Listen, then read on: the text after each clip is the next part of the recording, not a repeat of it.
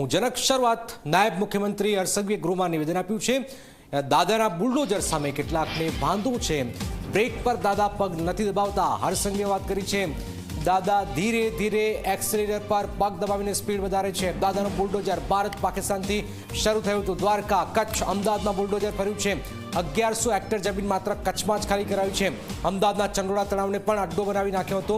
ચંડોળા તળાવમાં અમુક લોકોના 200 મકાનો હતા, મોટા બંગલાઓ પણ બનાવી નાખ્યા। વિપક્ષના લોકોને દુઃખ શેનું છે એ ખબર જ પડતી નથી। ચંડોળામાં 2010 પહેલાના લોકોને ઘર આપવામાં આવશે। હવે રાજકોટમાં જંગલેશ્વરમાં દાદાનું બુલડોઝર ફરી વળ્યું છે। રાજકોટમાં કોઈ પણ ગુનો બને તો પોલીસ પહેલા જંગલેશ્વરમાં જ ગુનેગારને શોધે। અનેક કૂટણખાનાઓ, જુગારધામ, ગુનેગારોનો અડ્ડો હતો આ જંગલેશ્વરમાં નવી સુવિધાઓ બનાવવામાં આવશે। હર્ષસંઘવીએ આ વાત કરી છે વિધાનસભામાં। હિતલ અમારી સાથે જોડાય છે। હિતલ, આ જે સૂચક વાત કહી છે કે દાદાના બુલડોઝરમાં એક્સિલેટર પર સીધું જ ગાડી બધે જ ફરે છે, પણ વાંધો કોઈકને છે। શું મેસેજ વિધાનસભામાં અપાયો છે? હર્ષસંઘવીએ શું કહ્યું છે?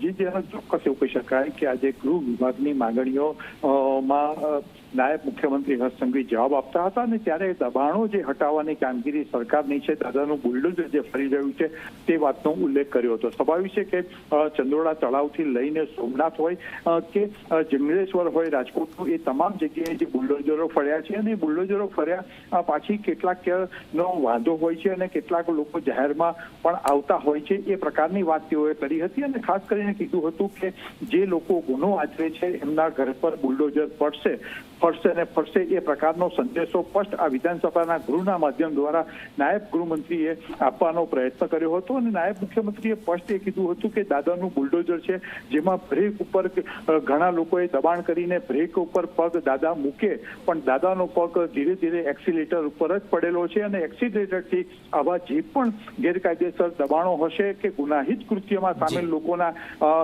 મિલકતો હશે એની પર દાદાનું બુલડોઝર ફરશે એ વાતનો સ્પષ્ટ સંદેશો ગૃહના માધ્યમથી તેઓએ આપ્યો છે। બિલકુલ, આ એક મોટી ખબર હાલમાં હિતલ ગાંધીનગરથી આપી રહ્યા છે। બ્રેક પર દાદા પગ નથી દબાવતા। બુલડોઝર મામલે ખાસ બે જગ્યા પર અમદાવાદ અને રાજકોટમાં જે બુલડોઝર ફર્યા છે એને લઈને વિધાનસભામાં જવાબ રજૂ કરાયો છે।